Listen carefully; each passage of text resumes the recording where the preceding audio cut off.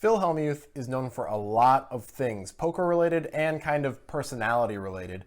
One of the things he does poker-related is play a little weird sometimes in ways that don't really make that much sense. Sometimes it works against amateurs, sometimes it doesn't, as we've seen before, and sometimes he's up against one of the best in the world and he gets exploited. Yeah, that's what's going to happen in this hand. Little spoiler there. This is from the big game. It's a cash game, and everyone is bought in for at least $100,000, so we're deep all the way through. This hand was suggested to us on Twitter by Barry Gribble. If you have a suggestion for the breakdown, tweet it at us and include a YouTube link. We're going to break the hand down as it goes, so get ready for some analysis. Better Phil Hellmuth impression. I'll save that for later in the series. But the action does start on Phil. King 10 offsuit. Raises to 800. I'm out of here. Loose cannon folds. Oh, he just made it 8? What is Daniel looking at? 6 deuce suited? This isn't all that uncommon of a hand for Daniel to limp in with. There has been a raise already. How about a re-raise to 3,600? Forget the loose cannon. Daniel's now trying to isolate Phil Hellmuth. Doyle pocket jacks. Don't think he was counting on Doyle waking up with such a big hand. Who lost the last pot? Now, Doyle would typically be the one to 3-bet in this spot with 2 jacks, but since Daniel did it for him, he just calls. That gets Phil Lock Antoni G out of the hand, and now action back on Hellmuth. Makes the call. Daniel's repping a big hand before the flop. Let's see if Doyle coming along for the ride causes him to change his game plan at all. So 3 players to the flop. 5-7 queen, it misses everyone. Hellmuth checks. That's right, so that means Doyle's still in the lead with 2 jacks. Negreanu checks. Now, you expect Daniel to try to continue his pre-flop ruse, but I think Doyle's presence in the hand has thrown him off a bit. It checked around, a 4 of spades on the turn. No help to anyone. Daniel has picked up a draw now. He has an up and down straight draw. Phil Hellmuth chips in hand. Finally feels like it's safe to maybe take a stab here. Bet 7,000. Well, Phil doesn't have anything. He's now leading out into a guy who 3-bet and another guy who called a 3-bet. So this bluff from Hellmuth actually carries a lot of weight. It's not just a snap call for Daniel with an open-ended straight draw.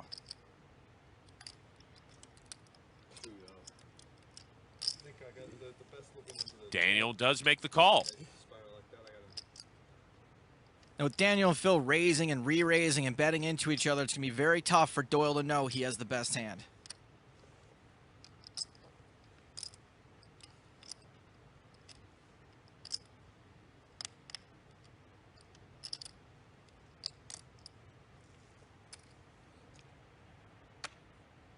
Gets rid of the best hand. There's already several strange and maybe bad decisions in this hand, but let's go back pre-flop where I think a huge mistake is already made. And that mistake is on the part of Sir Phil Hellmuth. Mr. Phil Hellmuth, world champion. Yeah, what are you doing calling with King 10 off when Daniel 3-bets and then Doyle just flats the 3-bet? Doyle's range is so strong there. Right, and we're talking about Doyle Brunson here. This isn't a standard player that is going to be flatting with a very specific range. Although jacks would be kind of the exact hand you would put him on. That might be a bit contrary to what I'm about to say. But we've seen Doyle in cash games before just not putting an aggression preflop with hands like aces and kings as well. Yeah, I mean, this is Doyle MF and Brunson over here, right? Like, this is just a crazy bad call by Phil Hellmuth.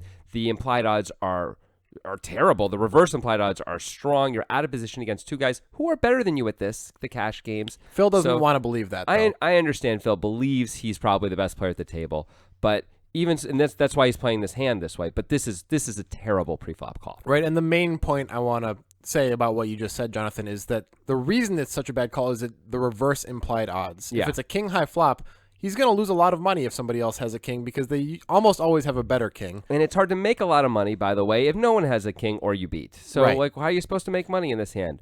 You flop an open-ender, get there, and I guess someone's got 2 pair. That's, like, all I can think of. That's It's all not we a need good to say spot. about that. Okay. It's not an advisable call by Hellmuth in this spot, although Negreanu clearly is bluffing pre-flop with the 6-deuce. He clearly is, but you just give up. All right, moving Now, on to the flop. I want to address something that Joe Stapleton says, Yeah. which is that will Negreanu's plan change now that Doyle gets involved in the hand? And the answer is, of course it will. 100%. Daniel's plan all along was to pot it pre-flop, get Phil, who does not fold the 3-bets often enough, isolated, so he could win just the biggest pot he could by just c-betting on the flop. That's why he 3-bets so big against Phil Hellmuth. Once Doyle calls, that throws a huge wrench into Daniel's plan, and he's just going to give up unless something good happens. He's giving up. He knows Doyle's range is super strong, and he doesn't want anything to do with it. So he's checking 2-fold for sure. Yeah, he's giving up on the flop. Doyle has an interesting decision on the flop. Yeah. He could bet here. Yeah. Checking is totally fine, but so is betting. Yep, I think it's fine to bet. I think it's fine to check. Checking, you just have to be aware of what that does to your range in everyone else's mind. That's the only piece about checking. Besides that, I think it's fine to check. Right, and since we said he's Doyle Brunson, he might be playing a hand like aces or kings like this. He might choose to check those on the flop as well for deception and to get more value later. Because he's not Doyle Brunson. He's Doyle MF Brunson. That's right. If Doyle were to bet with a hand like aces or kings on the flop, it would be with the hope that Hellmuth has a queen, because Negreanu almost never does once he checks the flop. Yeah, very rarely. So Doyle checks jacks with the consideration that maybe Phil has a queen. He's not really worried about Daniel at this point, you would think. Yeah, I would think so. Right, so now we get to the turn, which is where Doyle makes kind of an interesting fold. Yeah, that's a one word for it. Yeah. Interesting. We came to the conclusion on the podcast that Doyle must be thinking categorically here. He's thinking, I don't want to overcall. I don't even have top pair. There are 3 people in this pot. Right. However, Phil's range includes a lot of bluffs because nobody's put in any aggression on the flop. But also, Phil's range includes a lot of value that you're beating with 2 jacks. Right. Phil's going to bet, because Phil does this, Ace-7, Ace-5, 2 9s, 2 10s. For sure, he's betting all those hands on the turn. He does that constantly. Right. And what Daniel looks like he has, if we're thinking from a value perspective pre-flop, is something like 8s, 9s, 10s, or jacks. Usually not jacks if we're Doyle, because we have jacks, obviously. Seems unlikely. So we're beating all of those. Yep. He usually doesn't have a queen because he didn't bet on the flop.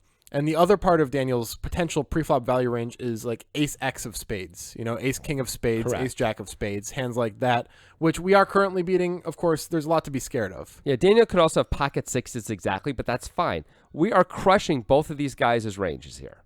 So with all that in mind, it kind of seems like Doyle should be calling here. However, it's fine, really. It's only a pot that he put $3,600 in pre-flop, and he doesn't want to get in a precarious spot. It's not the worst thing that ever happened. It just doesn't seem optimal to fold. It can't be right to fold here. He's getting almost 4-1 on his call. He's in position against 2 guys whose range is crushing. I think this is a call. So it's Daniel and Hellmuth off to the river, which is a deuce of spades. Daniel hits bottom pair. Not only bottom pair for the board, bottom pair for the entire deck. Hellmuth has nothing, but he can still maybe win this pot with the right size bet. Didn't Daniel say bluffs are good for the game a little earlier?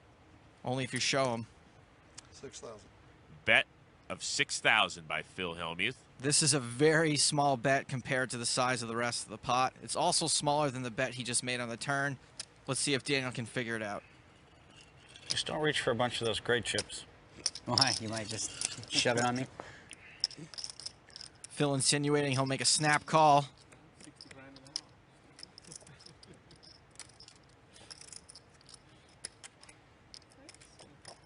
That orange chip is 25K. A lot of power in that little stack. Negreanu makes it 46,000. Daniel's correctly read Phil is weak and stuck in a huge bet with only a pair of deuces. Speech time. It's gotta come. He might have like 6-9 offsuit. It's Daniel. Good bet. And Phil lays it down. Finally got there. It took a while, but I had you. He nailed it. Look at that. That's sick. That's not gonna look good on TV.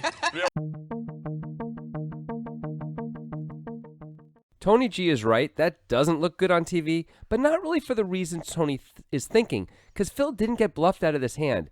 He just screwed it all up. Yeah, Phil actually did have an opportunity to bluff here, and there's a couple things to address as far as what Phil does on the river.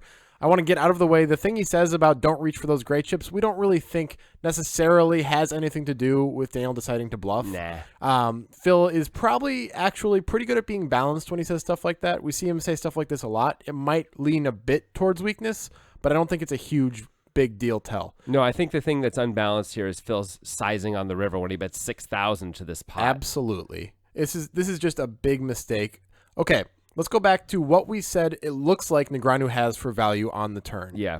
8s, 9s, 10s, jacks, and spades. All things that will always call 6,000. Okay, so spades, obviously, we're usually going to get raised by, especially when it's the nuts. We're definitely getting raised by the nuts spades. Yeah. And spades are a big part of Daniel's range. This is a problem. However, we may still think, as Phil Hellmuth, we can still get Negreanu off pocket 9s. Let's give him pocket 9s, for example, which is a hand he definitely could have here. Yeah.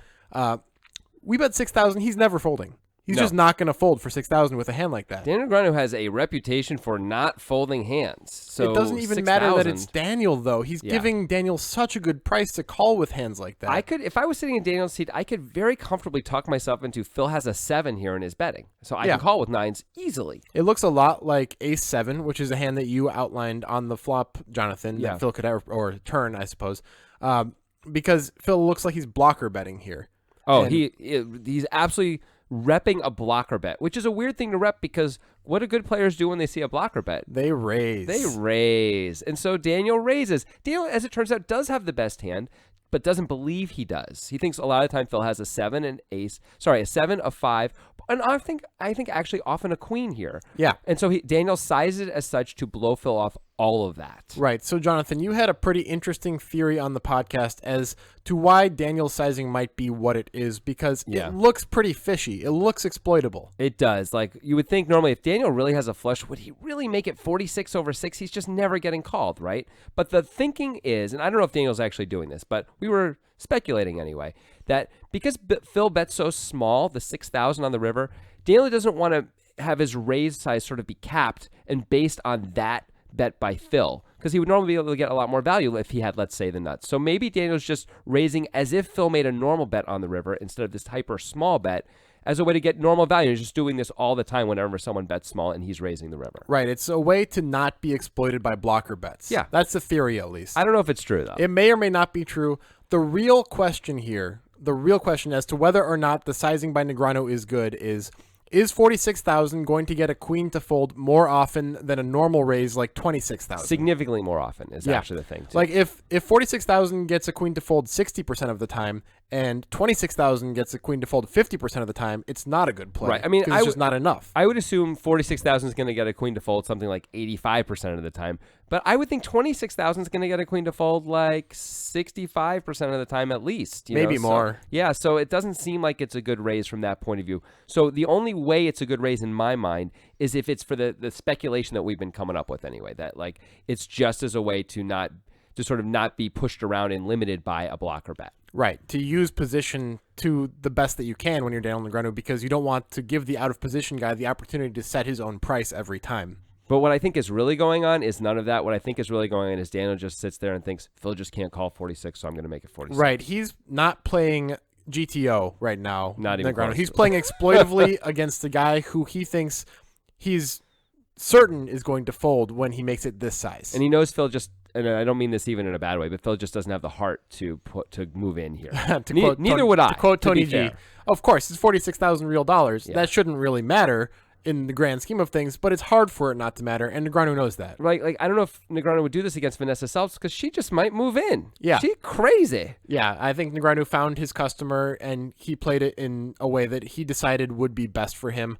It is still really uncertain if this 46,000 size is fishy or not. It might be a bad play, but against Phil Hellmuth, it might work enough more of the time than a normal size to make it a good play. It's just going to work so often, it can't be that bad. Stick around because after this, we're going to look at viewer comments from last week's video. If you guys want to see another really cool three-way cash game pot involving both Daniel Negreanu and Doyle Brunson, check out Negreanu and Brunson Are Both Wrong by clicking here. It's pretty sweet. It's a great, great hand.